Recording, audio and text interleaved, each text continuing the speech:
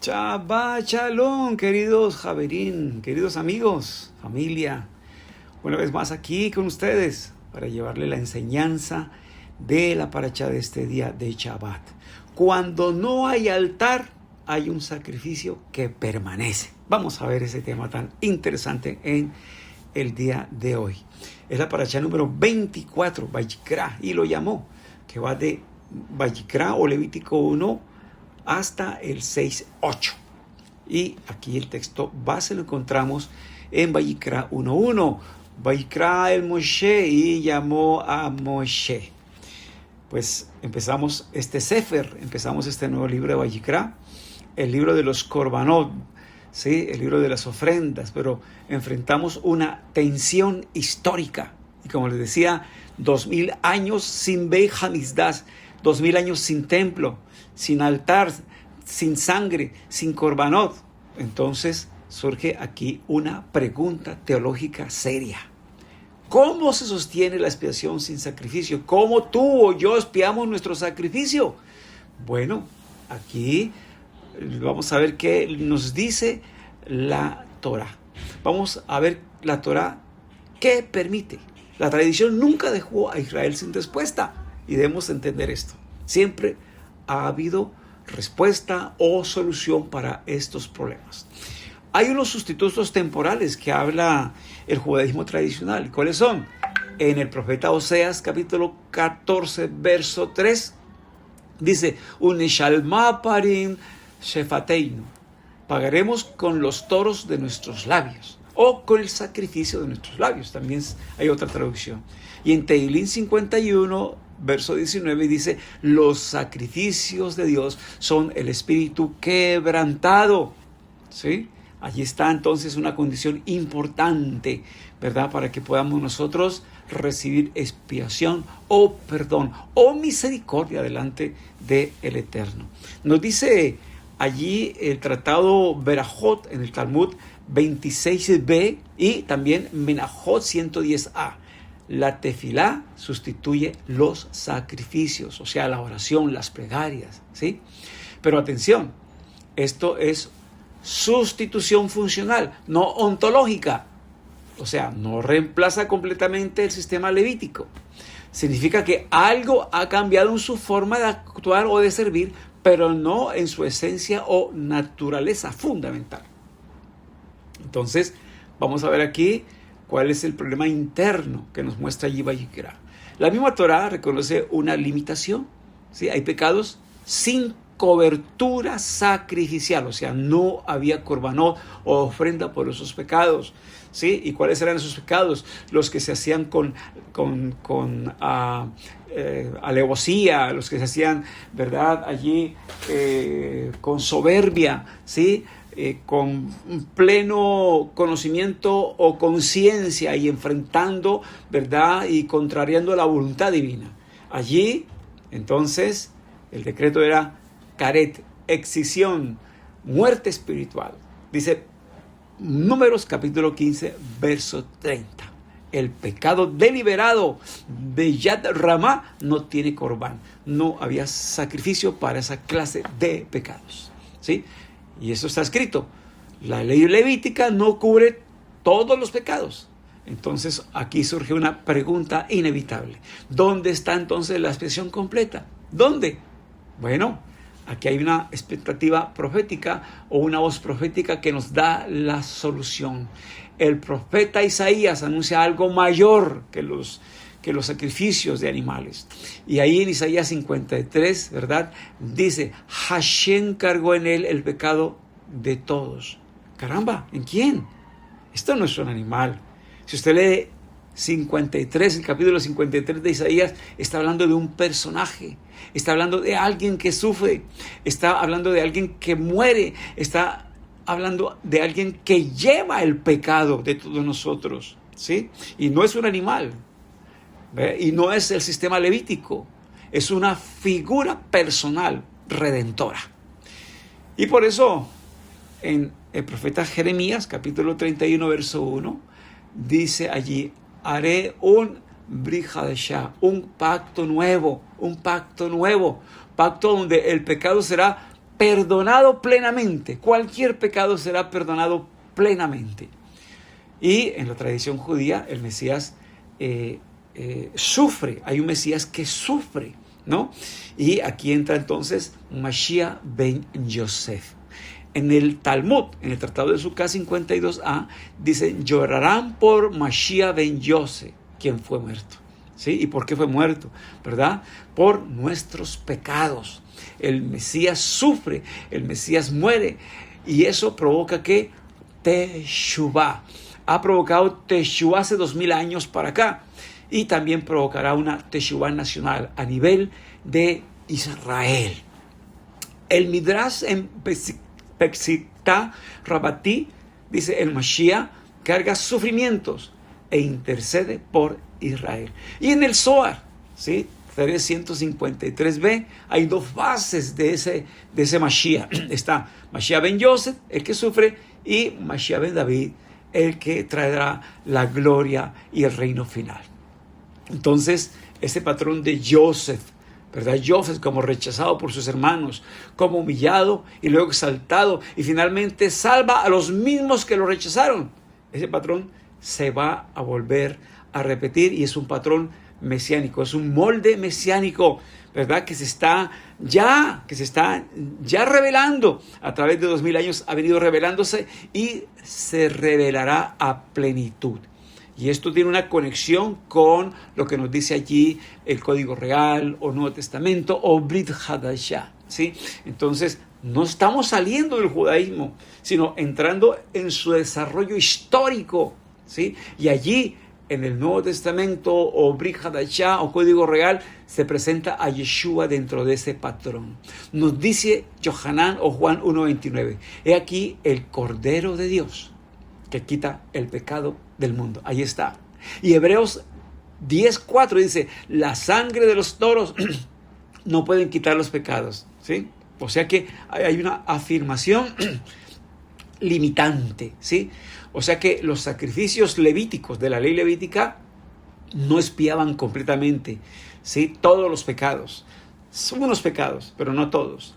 En cambio, el sacrificio de nuestro Adón Yeshua, de su majestad Yeshua el Mashiach, limpia todo pecado. Hebreos 10:12 nos afirma esto. Dice así, habiendo ofrecido por los pecados un solo sacrificio para siempre, se ha sentado a la diestra de Dios. ¿Quién? Mashiach ben Yosef. Un solo sacrificio para siempre. Entonces aquí el lenguaje es coherente con Isaías 53, con el Tratado de Sukkah 52a y Peshittah Rabbati. Apocalipsis 13:8 nos dice, el Cordero inmolado desde la fundación del mundo. ¿Sí? Entonces, esto no contradice la Torá. Expresa que el plan redentor es eterno y no improvisado. Que ya el Eterno lo había preparado desde antes, porque él sabía que venía un problema, pero antes ya había allí puesto la solución. Entonces, ¿por qué no hay templo? No es solo historia. Todo esto es teología, porque la Torá anticipa sus límites. Los profetas anuncian algo mayor.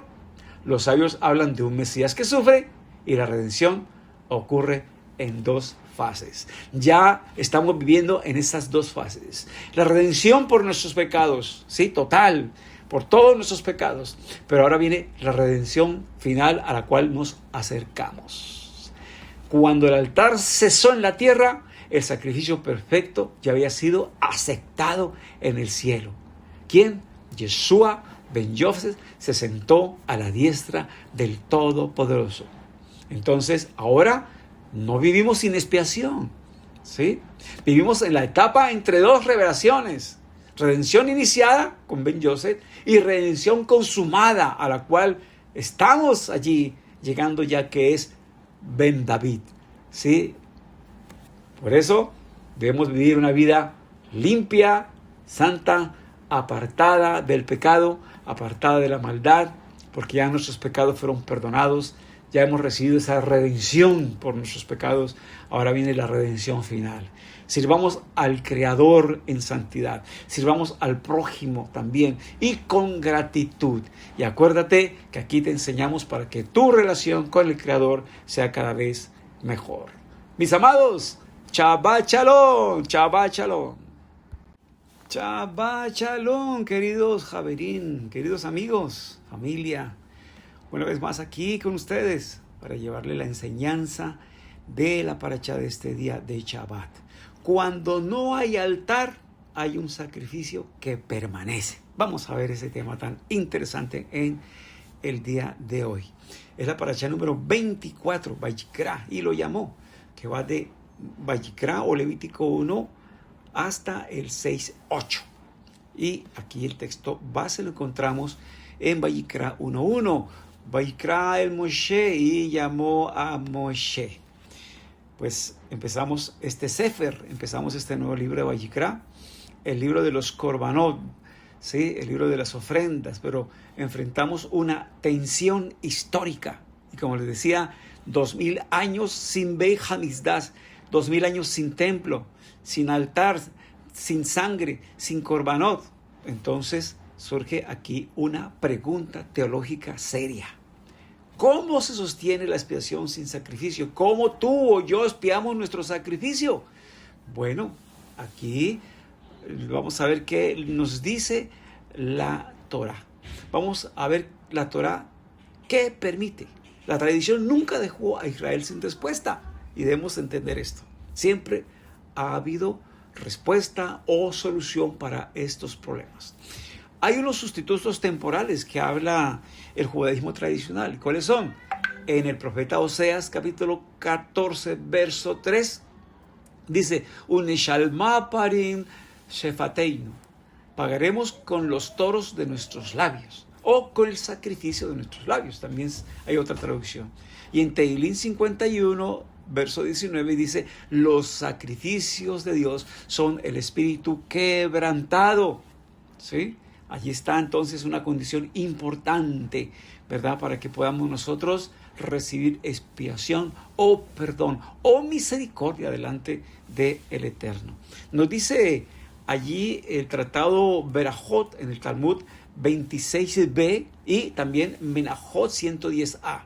La tefilá sustituye los sacrificios, o sea, la oración, las plegarias, ¿sí?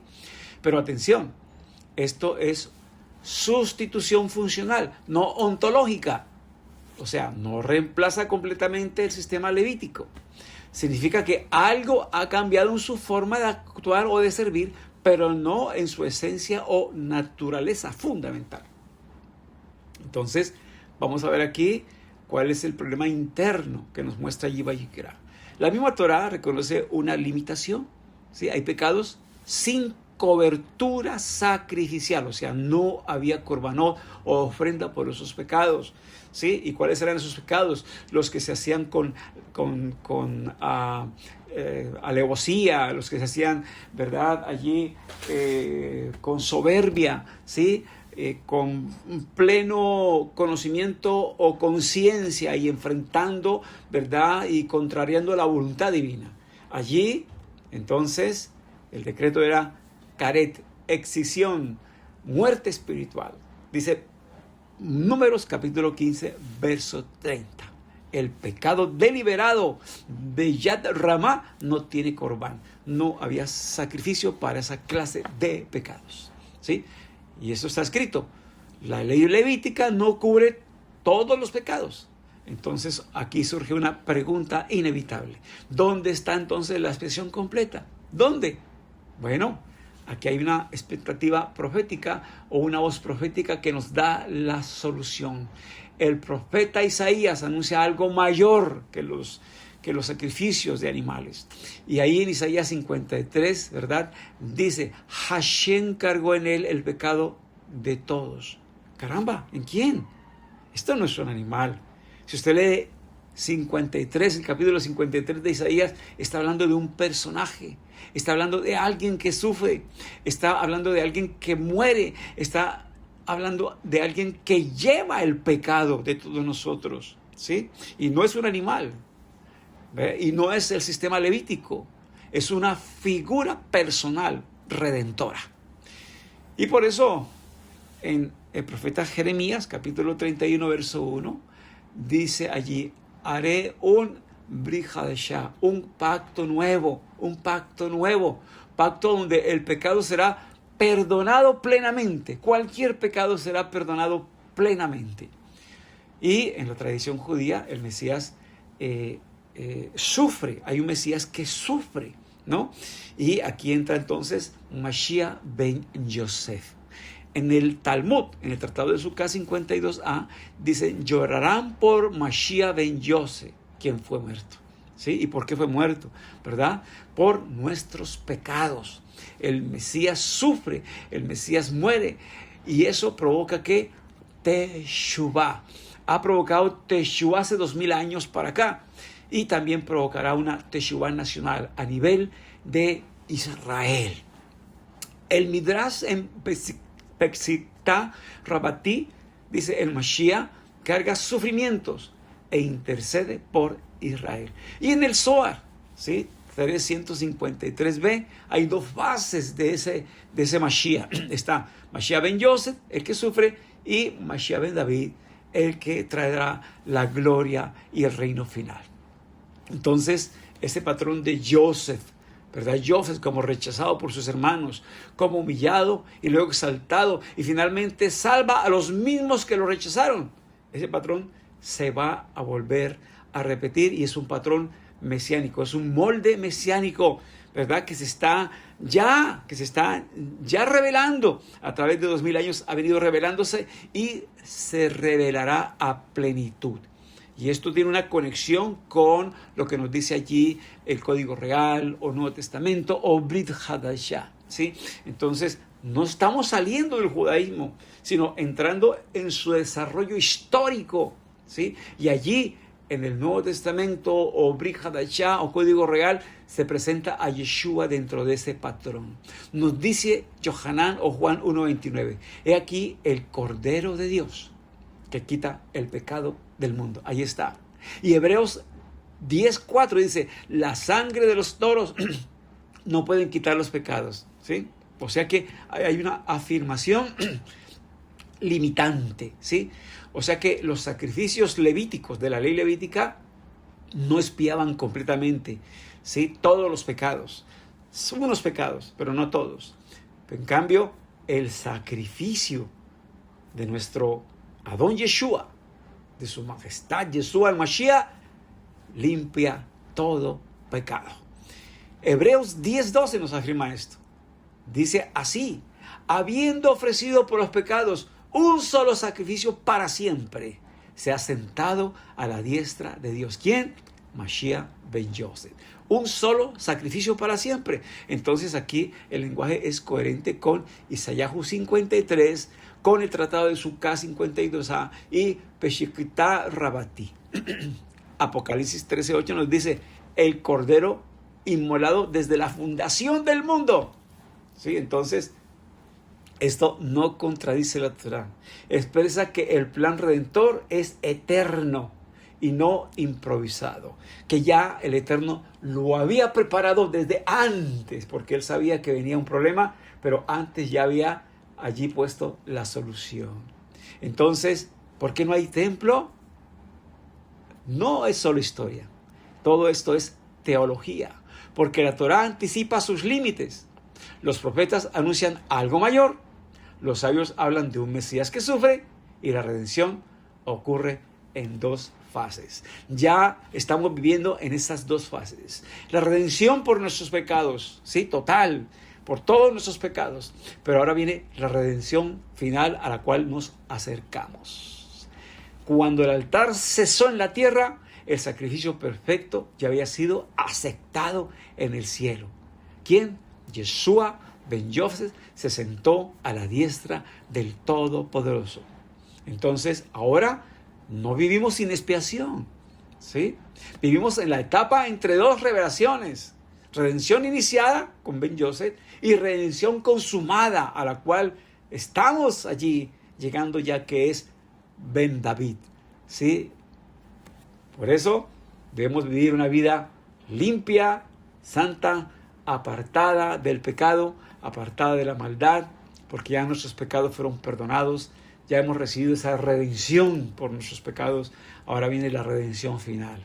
Sirvamos al Creador en santidad, sirvamos al prójimo también y con gratitud. Y acuérdate que aquí te enseñamos para que tu relación con el Creador sea cada vez mejor. Mis amados, Shabbat Shalom, Shabbat Shalom.